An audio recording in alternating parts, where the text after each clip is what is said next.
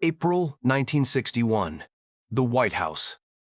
A young president sits among the most brilliant advisors America can assemble. Generals, intelligence chiefs, men of enormous experience.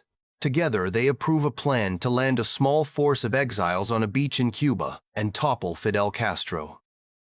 The operation collapses in 3 days. It is a humiliation watched by the entire world. And afterward, President John F. Kennedy asks a question that should haunt anyone who has ever sat in a room full of smart people. How could we have been so stupid? Now hold that question, because 18 months later, the same president, with very nearly the same advisors, in the same room, will face a far greater danger. Soviet nuclear missiles, 90 miles from American soil. 13 days when the world stood closer to nuclear war than it ever had before, or ever has since. And this time, they get it right. Same man, same room. Disaster, then deliverance. They did not suddenly become smarter. So what changed? The answer is one of the most important lessons psychology has ever drawn from history. And it is not about intelligence at all. It is about something far more uncomfortable, because it means the smartest room you will ever sit in is not automatically the wisest. To understand it, we have to go back to that first failure and look closely at how a roomful of geniuses talked themselves into catastrophe. The plan was called the Bay of Pigs, and on paper, the people behind it were beyond reproach. To understand the weight of that moment, remember the world it sat in. This was the height of the Cold War. 2 superpowers, each armed with enough nuclear weapons to erase the other, watching each other across every border and every ocean. Cuba had just fallen to a communist revolution, 90 miles from Florida. To Kennedy's advisors, letting Castro stand felt like letting the enemy plant a flag on America's doorstep. The pressure to act was enormous, and the men in the room were certain they were the ones equipped to act wisely. Kennedy had gathered the sharpest minds of his generation. The CIA, the Joint Chiefs of Staff, advisors with decades of experience. By any measure of raw talent, it was one of the most capable groups ever assembled to make a decision. And that, it turns out, was part of the problem. Because something happens when a group of people who respect each other sits down to make a decision together. They begin, without realizing it, to value something more than being right. They begin to value agreement. The Yale psychologist Irving Janis studied this failure for years and gave the mechanism a name that has since entered the language: groupthink. What fascinated Janis was not that bad decisions get made. It was that they get made by good people. He had expected to find that fiascos came from stupidity, or laziness, or corruption. Instead, he found the opposite. The worst group decisions often came from the smartest, most cohesive, most mutually respectful teams. The very closeness that made them function well together was the thing that blinded them. Their bond became more precious than the truth. Groupthink is what happens when the desire for harmony inside a group overrides its ability to think clearly, and its symptoms are precise. An illusion of unanimity. When no one objects out loud, everyone assumes everyone else agrees, even when privately they have doubts. Self-censorship. The advisor who has a concern keeps it to himself, because no one else seems worried and he does not want to be the difficult one.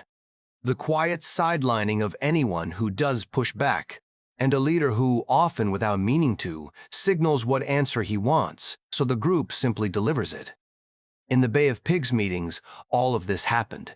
Doubters softened their objections or stayed silent. One advisor wrote a memo with his concerns, then toned it down and did not press them in the room. Another, who objected openly, was simply left out of later meetings. Everyone looked around, saw no one else objecting, and assumed the plan was sound. It was not that they were stupid. It was that the group, as a group, had quietly agreed that agreeing was more important than being correct. You have sat in this room. The meeting where everyone nods. Where you have a doubt, but no one else seems to, so you swallow it. Where the most confident voice sets the direction and the rest fall in line. The mechanism that wasted a CIA operation is the same one that pushes a company off a cliff or a family into a decision none of them actually wanted. Only the scale changes. Kennedy walked out of the Bay of Pigs disaster having learned something most people never do. He had seen the mechanism, and he decided that next time he would build a machine to defeat it. October 1962. An American spy plane photographs something impossible. The Soviet Union is secretly building nuclear missile sites in Cuba, within range of most of the United States. Kennedy gathers his advisors again. They come to be known as the Executive Committee, the same kind of men who gave him the Bay of Pigs. But this time, Kennedy runs the room differently. Deliberately. Almost unrecognizably. He does something a confident leader almost never does. He often leaves the room. He has realized that as long as the president is sitting there, visibly leaning one way, the group will drift toward whatever he seems to want. So he absents himself and lets them argue without him. He wants the disagreement. He wants the fight. He breaks them into smaller groups and sets them against each other's reasoning. He brings in outsiders to attack the favored plans. He instructs his own brother to play the relentless skeptic, to poke holes in every option until only the strongest survives. The room that had once produced a false, comfortable consensus is now engineered to produce conflict.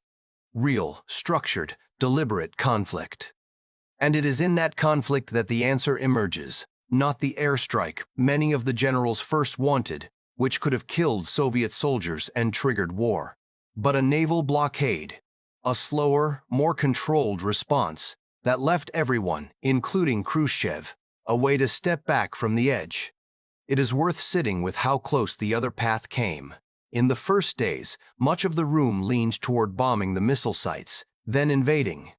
The generals pressed for it. Under the old Bay of Pigs logic, that consensus might have simply hardened into action, with no one willing to break the momentum. But the structured argument Kennedy had forced into the room did its work. Voices that would once have stayed silent now asked the dangerous questions. What if Soviet troops died in the strike? What if a missile was missed? What would force the other side to answer with its own weapons? Slowly, against the initial mood of the room, the group reasoned its way to the more restrained option. For 13 days, the world held its breath. And then, quietly, the Soviet ships turned around. The missiles came out of Cuba. The war that could have ended civilization did not come. And we know how it happened, in extraordinary detail, because Kennedy did one more unusual thing. He secretly recorded the meetings, reels of tape, turning quietly in the room, capturing every argument, every objection, every uncomfortable silence. Decades later, those tapes were declassified, and scholars could finally listen to the difference for themselves.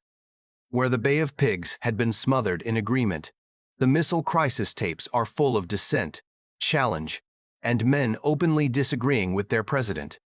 You can hear, on the recordings, the sound of groupthink being deliberately held at bay. Here is what I want you to hold on to. The men who saved the world in October 1962 were the same men who nearly destroyed Kennedy's presidency in April 1961. Their intelligence had not changed. Their experience had not changed. What changed was the structure of the conversation.